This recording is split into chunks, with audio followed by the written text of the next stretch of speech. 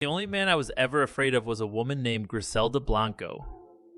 This is what infamous drug lord Pablo Escobar allegedly once said about the person who created one of the most profitable cartels in history. A woman who had people murdered because she didn't like the way they looked at her. Blanco was a ruthless criminal mastermind whose name was one of the most feared in 1970s and 80s Miami. Now, the notorious drug lord has had a Hollywood makeover as Modern Family's Sofia Vergara joins forces with the team behind crime drama Narcos to play the leader of the criminal underworld. Filled with high-stake dramatic shootouts and neon nouveau riche glamour, the six-part Netflix series Griselda presents the notorious criminal as a hard-done but yet savvy and ambitious woman. But the true story of the woman dubbed the Cocaine Godmother and responsible for the murder of her three husbands is far murkier. Born in Colombia in 1943, Blanco was involved in criminal activity from the age of 11, allegedly shooting dead a wealthy boy after she kidnapped him and his parents refused to pay a ransom. In 1964, age 21, she illegally immigrated to New York with her three children and husband and began selling marijuana. It is important to remember who Griselda was early on in her life. She was an immigrant raising three kids completely alone. She had nothing, no education, or tools to survive. Vergara, who was also born in Colombia, told the BBC. Showrunner Eric Newman said he wanted to humanize the complex character of Griselda Blanco, as every person has an explanation, not an excuse, but an explanation, and as a single mother fleeing an abusive relationship, she can be relatable at times. She is a woman in a man's world. She works 10 times harder to prove herself and uses her wit and intelligence to outsmart the men around her. People start out by rooting for her. Co-director Andres Baez added, "Power made her a monster." By 1970, Blanco had ordered her first husband to be killed and moved to Miami.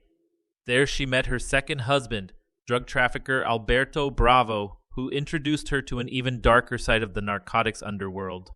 Blanco's propensity for violence and audacious approach to drug smuggling, flying young women from Colombia to the U.S. with cocaine hidden in their bras and underwear, meant she was soon running the entire criminal enterprise.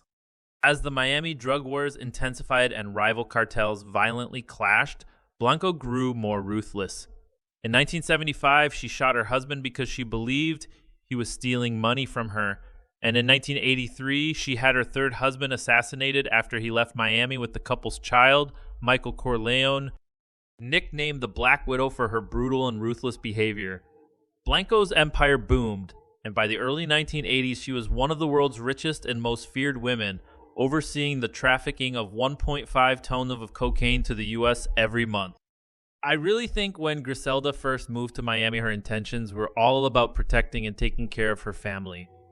But along the way, she got lost and the power and money turned her into a monster, Vergara told the BBC.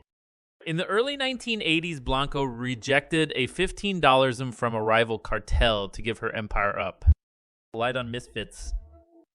Despite ruling the narco empire in Miami with an iron fist for 2 decades, Blanco was acutely aware that as a woman in an industry run almost exclusively by chauvinistic men, her position was precarious.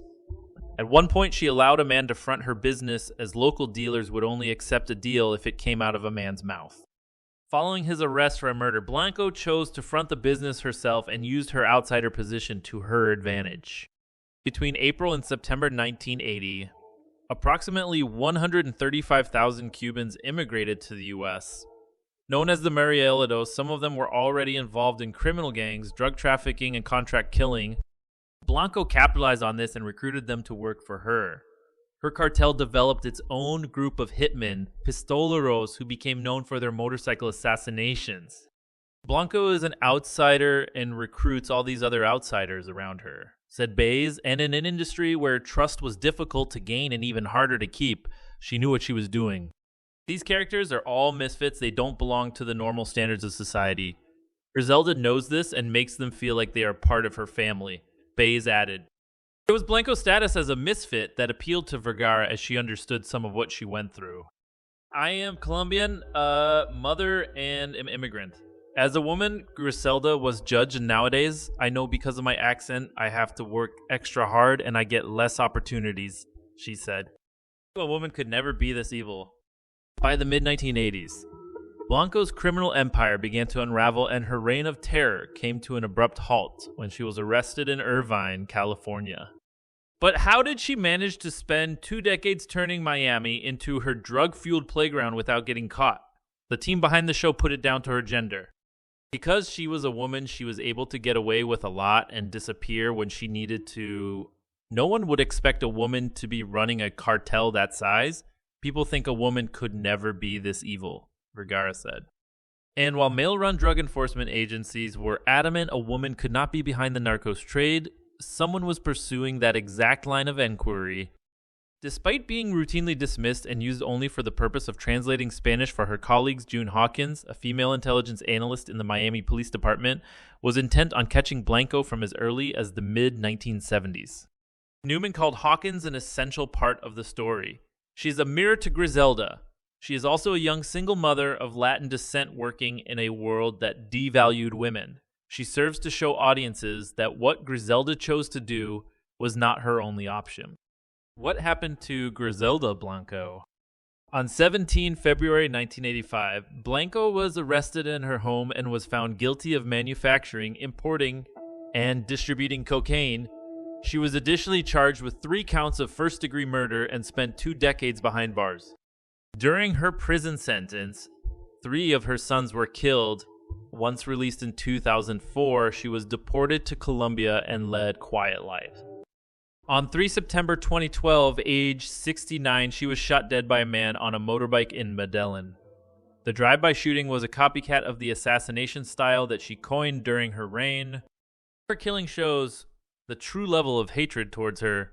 By 2012, she was a harmless woman, living as a recluse, and 3 out of her 4 children were dead, Newman told the BBC. Bay said the story of the chain-smoking, gun-yielding killer is a perfect arch. She comes from nothing, experiences these incredible highs, but by the time you get to the end of the story, it is a tragedy that ends with total loss. Despite the gripping saga of power that was Blanco's life, she is often forgotten about in the history books. Even Vergara, who grew up in Colombia during the narco-traffic era, said she had never heard of this woman, and after learning about her life, thought it was impossible that this was a true story.